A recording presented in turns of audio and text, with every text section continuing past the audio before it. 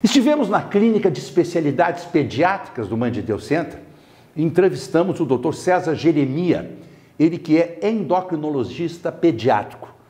O especialista alertou para os principais problemas endocrinológicos com crianças e adolescentes e os tratamentos atuais. Pode rodar a entrevista. Momento Saúde, do Jornal do Consumidor, aqui no Mãe de Deus Center. Sua saúde num só lugar. Soledade com Carlos Gomes. Nós estamos na Clínica de Especialidades Pediátricas. Você está vendo o endereço na tela. Torre A, sala 1212. Vamos conversar com o Dr. César Jeremia, ele que é endocrinologista pediátrico. Dr. César, quais são os principais atendimentos que o senhor faz aqui nessa área da endocrinologia? Alexandre, é um grande grupo de eventuais problemas da criança e do adolescente, né, que envolvem desde anormalidades no crescimento, né, a gente sabe que o crescimento é um processo bastante complexo, né, e apresenta características diferentes em diferentes faixas etárias, né, e é importante monitorar isso, e os pediatras, sempre que observarem, por exemplo, a criança que não está crescendo de maneira adequada, excluindo as causas mais frequentes da própria clínica geral do pediatra, muitas vezes ou algumas vezes pode se tratar de um problema endocrinológico, como hipotireoidismo, deficiência de hormônio de crescimento, né? É um tratamento que tem resultado? Tem, certamente, né? A reposição de qualquer hormônio que eventualmente possa estar faltando na criança permite que toda a fisiologia dela seja reorganizada, reorganizada, para que não ocorra nenhuma sequela, nenhuma complicação a longo prazo. Então, o crescimento é uma das coisas que a gente vê com muita frequência aqui. Muita frequência, crescimento. É muito comum pais, mães se preocuparem com a altura dos filhos, né? Nós vivemos numa região do país onde a altura, a média da altura da população é alta, né?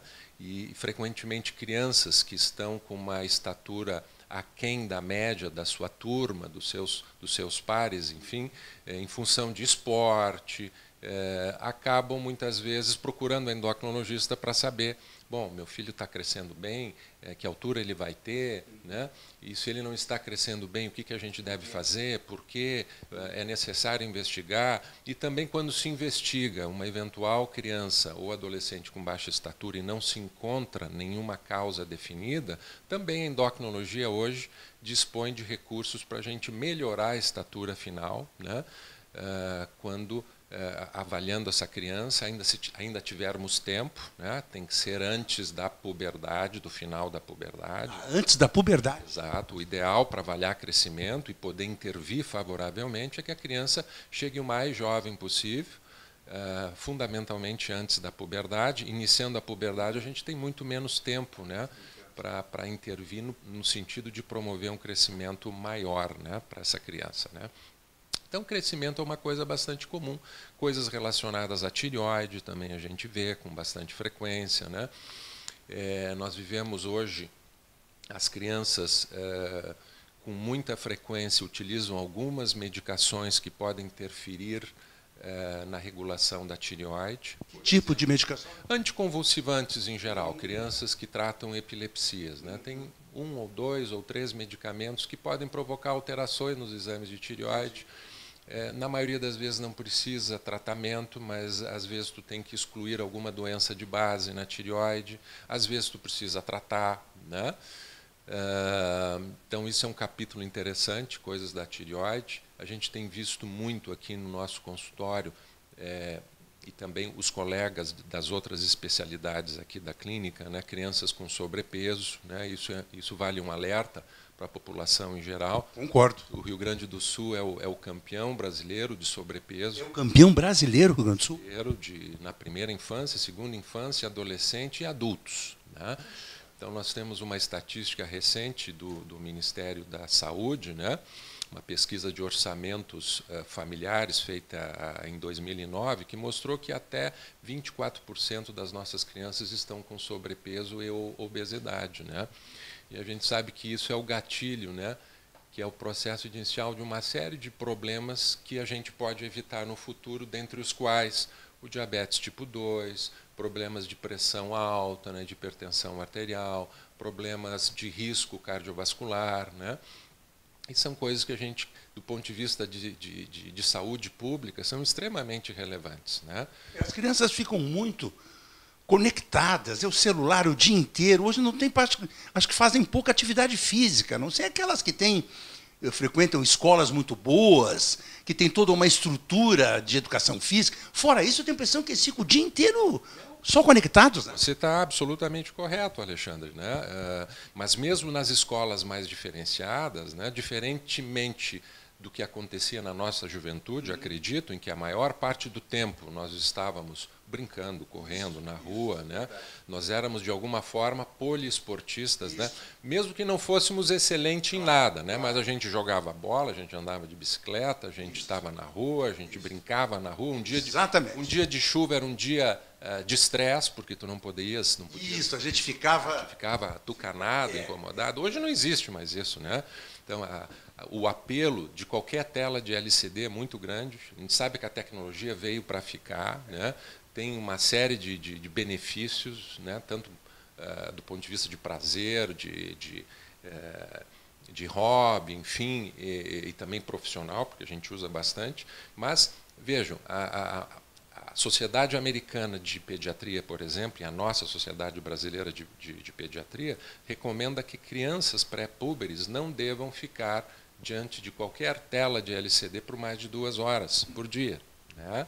E adolescentes não passar de 3 horas. Até porque tem estatísticas que mostram que cada hora sentada aumenta o risco de sobrepeso em 2%. Né? Então, às vezes, quando eu faço uma brincadeira aqui no consultório com os pacientes, né, com aqueles que nos procuram, quantas horas por dia você fica na televisão, ou no tablet, ou no PC, ou jogando? A gente começa a fazer as continhas. Na maioria das vezes, a criança com sobrepeso ou obesidade fica de 12 a 15 horas por dia sentada, excluindo o tempo de sono. Né? Então, se eu pegasse as 15 horas por dia sentado e multiplicar por 2, são 30% de risco de ganhar peso. Se eu quiser controlar isso só na alimentação, eu tenho que excluir 1/3 do que a criança come. Né? E daí fica uma coisa muito restritiva. Então, estimular hábitos de vida saudável é fundamental se nós queremos longevidade, saúde coletiva, e o esporte como um hábito de vida saudável, né? A prática de atividade física é fundamental. Né? Então, isso é um aspecto interessante da endócrina. Olha, prestar atenção, se essa questão da criança o dia inteiro em computador, celular, é difícil, é muito difícil. Exato. Ter filhos é difícil, é difícil. Os filhos deveriam nascer adolescentes, para as pessoas pensarem 2 vezes antes de ter um filho, doutor César. É impressionante. O que mais que o senhor atende aqui? Nós atendemos, importante. Exato, muitas crianças, por exemplo, que foram objeto de tratamento oncológico, né? Ou fizeram radioterapia, ou quimioterapia, ou ambas as abordagens terapêuticas, e frequentemente o tratamento oncológico, por exemplo, a radioterapia do sistema nervoso central, né? Que frequentemente atinge uma região nobre para a endocrinologia, que é a região da hipófise, do hipotálamo. Né? Então, é bastante frequente essas crianças desenvolverem deficiências de diversos desses hormônios produzidos na hipófise, e todos eles precisam ser avaliados. Há tratamento específico de reposição, né, para que essas crianças possam ter um crescimento e desenvolvimento adequado. Então, nós recebemos muita criança e adolescentes também com esse perfil, né, encaminhados pelos colegas dessa especialidade, a oncologia. Né. Um outro capítulo interessante que afeito à prática do endocrinologista é avaliar crianças que tiveram o seu desenvolvimento genital de forma atípica, né, na vida intrauterina, e nascem com o genital externo ou interno, né, com característica que não nos permitem definir com certeza o sexo de criação, se será um menino, se é um menino, se deverá ser criado como menina. Né? E muitas dessas doenças que podem estar por trás dessas atipias do desenvolvimento sexual, algumas delas colocam em risco a vida da criança, como, por exemplo, a hiperplasia adrenal congênita, que é uma anormalidade da produção de hormônios pela glândula suprarrenal, em que frequentemente ocorre aumento da produção de hormônios masculinos e falta de outros hormônios essenciais à vida. E algumas dessas crianças estão até com um risco de vida iminente, né, nas primeiras semanas, graças a já um movimento de algumas décadas. A triagem neonatal no teste do pezinho já é feito de forma rotineira para essa forma mais frequente da hiperplasia adrenal congênita, que causa, quando o feto é do sexo feminino, um genital externo com características masculinizadas, enfim, e que precisa tratamento e acompanhamento específico, né? Então, isso é um capítulo muito complexo, difícil de ser abordado, né? Frequentemente é necessário a gente estar vinculado a uma equipe que trabalha de forma integrada na abordagem dessas anormalidades do desenvolvimento do genital, dos genitais de uma criança, de um recém-nascido, né? Mas é um capítulo desafiador e a gente tem um número expressivo de crianças aqui que a gente já acompanha. Alguns já passaram a adolescência, já estão tocando a sua vida por aí, né? Muito bem. Esse é o Dr. César Jeremia, endocrinologista pediátrico aqui da Clínica de Especialidades da Pediatria, no Mãe de Deus Centro, sua saúde num só lugar, na Torre A, 12º andar, sala 1212. Pena que para a gravação não podemos abrir aqui, que a vista daqui é excepcional. Você tem filhos? Olha, temos que ter cuidado, observar. Na dúvida, marca a consulta, traz aqui um especialista dessa qualificação que nós temos aqui no Rio Grande do Sul, pessoas dedicadas, preparadas para nos orientar. Filho é sempre um desafio, né? E às vezes a gente não observa ou não quer observar uma situação que está diferente, fica em dúvida, pega a opinião de amigos, vai no médico logo, marca a consulta e vem resolver isso, né, doutor César? Por favor, estamos aí, né? Uma alegria vê-lo, encontrá-lo. Muito obrigado. Um abraço para os seus colegas aqui nessa clínica maravilhosa. Muito obrigado. Volte sempre, tá? Um abraço a todos vocês aí. Muito obrigado. Com certeza. Direto aqui do Mãe de Deus Centro, Momento de Saúde para o Jornal do Consumidor, Alexandre Appel. Maravilhosa clínica de especialidades pediátricas do Mãe de Deus Centro.